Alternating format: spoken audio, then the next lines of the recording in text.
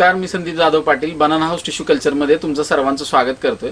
महाराष्ट्र, कर्नाटक, आंध्र प्रदेश, गुजरात अशा विविध राज्यांमध्ये आपण टिश्यू कल्चर केळी रोपांचा पुरवठा करतो. त्यासोबतचं संपूर्ण व्यवस्थापन करत असतो. आजचा हा जो केळीचा घड आणि हे जे शेतकरी आहेत ते आहेत अक्षय राजेंद्र गायकवाड. गाव आहे फुलेवाडी, तालुका वैजापूर आणि जिल्हा आहे छत्रपती संभाजीनगर.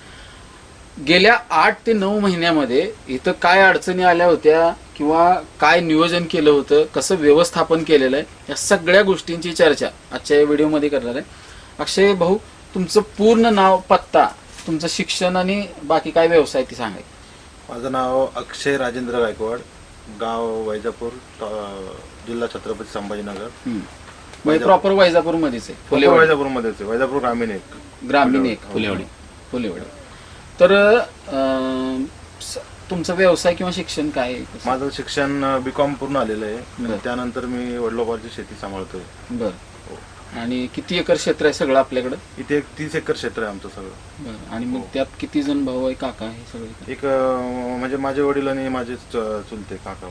काय नाव आहे त्यांचे? वसंत रघुनाथ गायकवाड चुलते आणि राजेंद्र रघुनाथ गायकवाड हे वडील. आता तुम्ही सगळे भाऊ मिळून किती जण आहे तुम्ही सख्खे चुलत? सख्खे चुलत भाऊ म्हणून 3 जण आहेत. 3 जण. हो. आणि तिघही शेती बघता का? नाही, त्याच्यात मी शेती बघतो आणि बाकी 2 जे एक आमचे मोठे बंधू सर्व्हिसला आहे आणि लहान आहे, शिक्षण चालू आहे त्यांचं. हो. शेती सध्या मीच बघतो. म्हणजे एज्युकेशनल थोडं शिक्षणाचा म्हणजे शिक्षण घेऊन सगळं कामही शेतीत करायला लागल्या परत, असं थोडक्यात म्हणलं तर चालेल. बाकी तुमचा वडिलोपार्जित व्यवसाय म्हणजे शेतीच? शेती. बाकी काय असं बाकी दुसरं नाही बाकी काही. आणि जनावर ही किंवा काय असं तुमच्याकडे आहे का? नाही, आहे ना, अशा पारंपरिक जनावर थोडे. स्वतः घरी आहे का असं शेतीला जोडधंदा म्हणून काय व्यवसाय? नाही, जोडधंदा म्हणून नाही काही. स्वतःसाठीच फक्त? स्वतःसाठीच. गाई म्हशी असं. तर नाही, असणं गरजेचं आहे, कारण शेतीला जोडधंदा असल्याशिवाय शेती काही परवडत नाही. त्याला कुठला तरी सपोर्ट पाहिजे तरच ह्या गोष्टी होतात. तर आता आपल्याला सुरुवातीपासून सांगायचंय सगळं की आता हे जे 35 एकर क्षेत्र आहे तुमच्याकडे, त्यात आजच्या दिवशी कुठली उभी पीक आहेत सगळी? त्यामध्ये आता प्राथमिक पीक तर केळी आहे.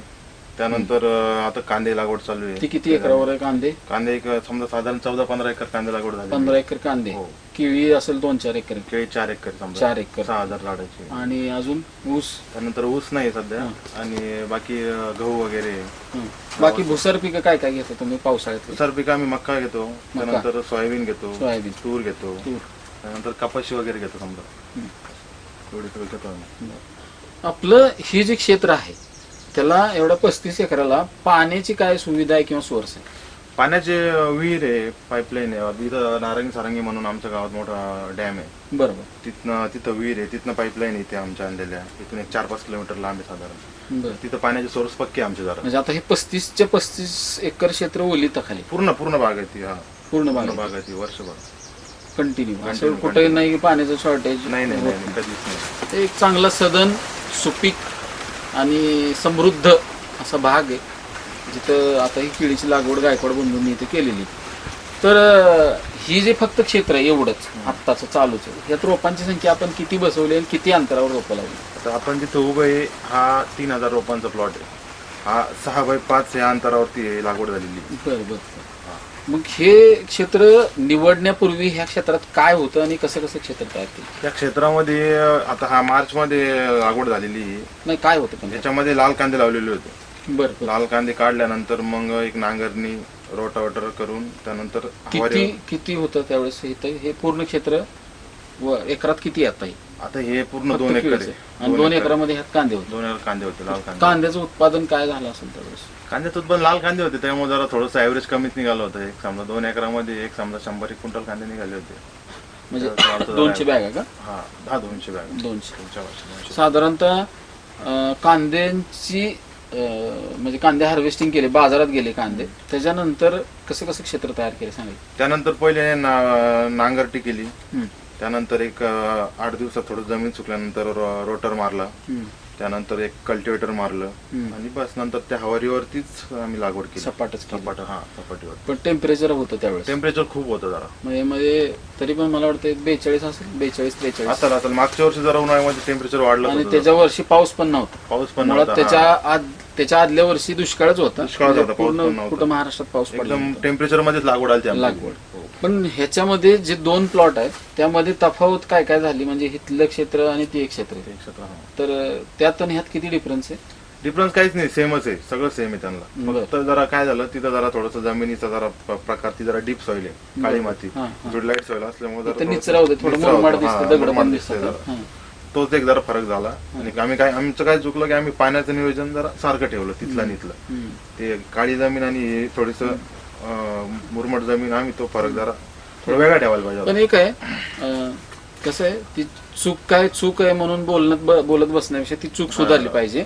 ह्यासाठी शेतकऱ्यांना मी सांगतो की झालं, ज्यावेळेस लागवड होती त्यावेळेस सपाट, जो उन्हाळ्यातली लागवड आहे ना, तर त्यामध्ये एक तास मारून किंवा थोडासा सण म्हणा किंवा थोडंसं प्रोटेक्शनसाठी जर थोडेसे उन्हाचा राप कमी करण्यासाठी, ताप कमी करण्यासाठी थोडेसे प्रयत्न झाले तर मग फक्त झालाय प्रॉब्लेम काय, फक्त तूट झाली. पण ती तूट जरी झाली ना तर काय होतं, जसं म्हणजे साधे शेतकऱ्याच्या भाषेत समजायला सांगतो, पुढचे 2 दात पडल्यानंतर माणूस कसा दिसतो तशी ती बाग दिसायला चालू होते. म्हणजे थोडंसं मूड जाते, एकदम जी सुंदरता आहे त्या बागेची ती थोडीशी कमी होऊन जाते. खालीवर होतात हा, थोडीशी. पण आता एकूण आपल्या ह्या सगळ्या ह्याच्यात जवळजवळ आपल्याला किती वेळा आणि किती रोपांची रिप्लांट करावं लागले असं? एक समजा एक आम्हाला एक 3000 झाडांमध्ये ना, एक समजा 500-700 झाडांच्या आत समजा, त्याच्यावर नाही बस तिथपर्यंत. तर ही टेम्परेचरमुळे ती फक्त अडचण आली. बाकी त्याच्यानंतर ज्यावेळेस रोपांची लागवड झाली तर शेणखताचा जी वापर होता आपला, तो कधी केलेला आहे? सुरुवाती केला होता का परत केलाय कसं? नाही, नंतर केलं, सुरुवातीला नाही केलं आम्ही. सुरुवातीला हवारीवर लावलं. त्यावेळेस किती महिन्याची केळी होती आणि हाईटला काय होती एक शेणखत घालताना? एक साधारण समजा 3 महिन्याची केळी असेल, एक 2.5 ते 3 महिन्याची. हाईटला समजा साधारण ती जमिनीपासून एक समजा अशी पकडून चालायची. अशी असताना आम्ही एकरी 3 ट्रॉली, गुडघ्याच्या लेवलने एकरी 3 ट्रॉली शेणखत टाकलं. साईडने टाकलं, ह्याच्या बाजूने त्याच्या बाजून टाकून दिलं, त्याला त्याच्यावर रासायनिक खताचा डोस टाकला आणि बस माती लावून दिली, असं केलं. बस. तर असं शेणखत पसरून टाकलं. किती टाकलाय ते आपल्या 2 एकरात? 2 एकरात 6 ट्रॉल्या. 6 ट्रॉली. म्हणजे आता तो पण विकतच आणला असं? हा, काही विकत होता, काही थोडासा घरचा होता. तर हा जो विषय आहे शेणखताचा, शेणखत हा अत्यंत महत्वाचा विषय आहे. ज्या जमिनी थोड्याशा हलक्या, मुरमाड म्हणा किंवा ज्यात वारंवार पिकं घेतली जातात, त्यात किमान केळीच्या पहिल्या सुरूच्या पिकाला तरी कमीत कमी शेणखत घालणं हे गरजेचं आहे. त्या पद्धतीने इथं त्यांनी नियोजन केलं. तर आता येऊ पुढं, जे रासायनिक डोसांची डोस होते ते किती वेळा टाकलेत आपण? ते एक 2 वेळा टाकले, शेणखतासोबत एकदा आणि परत एकदा टाकला. आणि जी ड्रिप मधून खतं सोडतात ते आता साधारणपणे आपण किती दिवसाच्या अंतराने सोडत आलेले? ड्रिप मधून खत आम्ही एक साधारण 10 ते 12 दिवसाच्या अंतराने किंवा 15 दिवस असं सोडले. आणि आता जवळजवळ 90% 95% इथली निस्वन झालेलीच आहे. तर ते फक्त तुटीतली रोपच बाकी असतील, नंतर एकदम आता तसं युनिफॉर्म साईजला आहे. पण फक्त विषय आहे तो निसर्गाचा. आता ह्यामध्ये सुरुवातीला एकदम ऊन, परत एकदम थंडी, अशामध्ये ही बाग सापडली. म्हणजे एकदम रोपं लहान असताना एकदम टेम्परेचर आणि त्याच्यानंतर मोठे झाल्यानंतर थंडी. तर थोडंसं करपा हा दिसतोय इथं. तशा पद्धतीत जर बघितलं तर ज्या ठिकाणी चांगला पाण्याचा निचरा होतो किंवा चांगल्या पद्धतीनं फर्टिगेशन असतं, तर तिथं काही एवढ्या खूप मोठ्या प्रमाणामध्ये ह्या गोष्टी काय बघायला मिळत नाही. त्यानंतर आपण आतापर्यंत घडावरची अक्षय तुम्ही काय स्प्रे मारलेत काय? घडावरचे आम्ही एक फंगीसाइड वगैरे साधं बुरशीनाशक, कीटकनाशक एक साधारण समजा 2 स्प्रे मारले असेल आतापर्यंत मारलेत. या साईज. आणि अजून एक 3-4 स्प्रे होतील जे क्वालिटीसाठी म्हणू किंवा वाजा लांबणीसाठी. आता हा काय घड फुगलेला नाहीये, हा घड फक्त 10% फुगलेला आहे. आणि ह्यामध्ये सगळं जे काय म्हणू आपण त्याला, सगळ्यात महत्वाचा जो भाग असतो तो पाणी व्यवस्थापनाचा. म्हणजे ज्यावेळेस घड फुगवण सुरू असते तर आता इथून पुढे उन्हाळा वाढतो, तर माझं असं म्हणणं आहे की एकदा थोडं फ्लडनी जर पाणी दिलं तर त्याला अजून चांगला फायदा होईल. कारण एकदम काय म्हणू आपण त्याला, तहान भागून जाते. पण ते आत्ताच नाही, ज्यावेळेस टेम्परेचर वाढेल, टेम्परेचर वाढीच्या सुरुवातीला जर आपण एकदा मोकळं पाणी देऊन दिलं तर बाग एकदम अशी तरतरीत होऊन जाते, नाही का, असं एकदम फ्रेश. हा, एकदम फ्रेश होऊन जाईल ते. आता सध्या थोडंसं असं बळी वाचल्यासारखं बऱ्याच ठिकाणी झालेलं, पण आता गरजेचं नाही. आता थंडी आहे त्यामुळे अजून एक थोडेसे 15 दिवस, संक्रांतीच्या नंतर जर पाणी दिलं तर अजून खूप चांगला फायदा होईल. तर आता ही जे 2 एकर क्षेत्र आहे ह्याच्यामध्ये रोप काय खत फवारणी औषधं लॅटरल सुद्धा नवीन आहे समजा. लॅटरल पण नवीन आहे. तर एकूण सगळं लॅटरल सहित सांगतो मी किती रुपयापर्यंत खर्च आला असेल? साधारण 2 ते 2.25 लाखाच्या पर्यंत लाखावरच खर्च आला. 2.25 लाखापर्यंत खर्च आलेला आहे. लॅटरल वगैरे पूर्ण सगळं आमचं नवीनच सेटअपच नवीन होता ना. हो. आमचं पहिले ड्रिप वगैरे काहीच नव्हतं. लॅटरल वगैरे सगळं नवीनच घेतलंय. मग कांद्याला तुम्ही स्प्रिंकलर वापरायचे कांद्याला आम्ही पाटपाण्याने कांद्याला भरतो. करत. आणि एक साधारणतः कॅल्क्युलेशन जर म्हटलं तर आज रोपांची संख्या किती आहे? इथे 3,000 आहे. नाही का रास्त 3,000 आहे का कमी जास्त होती? नाही 3,000च आहे आता. बरोबर. 3,000 जरी म्हणलं तरी साधारणतः एक कडेकोपरे कुठं तूट ह्या सगळ्या गोष्टी जर पकडल्या तर एक साधारणतः एक 200-300 रोपं आपण सोडूनच द्यावं लागतं देवालाच.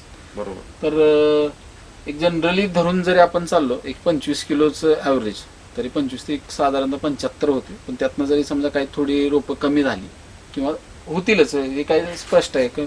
कुठलाही शेतकरी जरी असला तर आजूबाजूचे कडेकोपरे म्हणा किंवा आतमर झालेली तूड झाले आपण लावताना कॅल्क्युलेशन डोक्यात फक्त ठेवतो की रोपा आलेत किती, पण ऍक्च्युअल मध्ये स्टँडिंगला किती रोप आहेत आणि किती आहेत त्याचं कॅल्क्युलेशन काढत नाही. बऱ्याच शेतकऱ्यांचा गैरसमज काय होतो, धरताना मी माझी बागेत 3,000 रोपं होती म्हणजे लावलेली रोपं होती, पण लास्ट एक वर्ष 8-10 महिन्यात त्यातली उभी किती आहेत किंवा जगलेली किती आहेत हे कोण लक्षात ठेवत नाही. त्यामुळे थोडंसं वजा किंवा घसारा वजा करून जरी आपण हिशोब केला तरी पण मायामध्ये एक 25 किलोची रास म्हणलं तर एक 50 टन 50-55 टनापर्यंत इथलं ॲव्हरेज जायला काहीच अडचण नाही. अशा पद्धतीची बाग आहे. आणि मला वाटतं अजून एक 8 महिने आता का 9 महिने चालू 9 महिना चालू अजून 1.5 ते 2 महिने म्हणजे साधारणतः हा कुठला महिना आहे? जानेवारी ना, फेब्रुवारी मार्च बस एप्रिलच्या पहिल्या आठवड्यापर्यंत पूर्ण मोकळी होऊन जाईल बाग अशा पद्धतीनं आहे. आणि त्यानंतर खोडव्याचं व्यवस्थापन होईल. तर आता सध्या कुठं तर पिल्लू धरलेलं नाहीये. ज्यावेळेस हे पूर्ण कटिंग होईल बऱ्यापैकी त्यावेळेस हिचं हे दुसऱ्या खोडव्याचं पिल्लू हे पकडले जाईल. त्याचं एक कारण आहे की जी पाठीमागनं गॅप फिलिंग केलेलं आहे ते गॅप फिलिंग आपल्याला कव्हर करता येईल. बरोबर. म्हणजे ते भरून निघेल. नाही तर काय होईल तिचे पहिले पाठीमागचे आहेत मग ते खालीवर मग ते वर्षभर माळवं ऐकल्यासारखं आपलं एक किळी विकत बसावं लागेल. ते काही कामाचं नाही असा विषय. त्यामुळे मग ते परत सगळं त्या एक समान जरी यायचं असेल तर थोडासा 2 पावलं पाठीमागे यायचं थांबायचं आणि मग सगळी बाग 1 टाइम धरायची. 1 नंबर पद्धतीनं इथलं सगळं नियोजन होईल. तर हे होते अक्षय राजेंद्र गायकवाड, गाव फुलेवाडी, तालुका वैजापूर, जिल्हा छत्रपती संभाजीनगर इथले शेतकरी. अशाच प्रकारच्या नवीन ठिकाणी नवीन शेतकऱ्यासोबत यानंतर पण भेटणारच आहे. तोपर्यंत सर्व शेतकरी बांधवांची मनापासून धन्यवाद.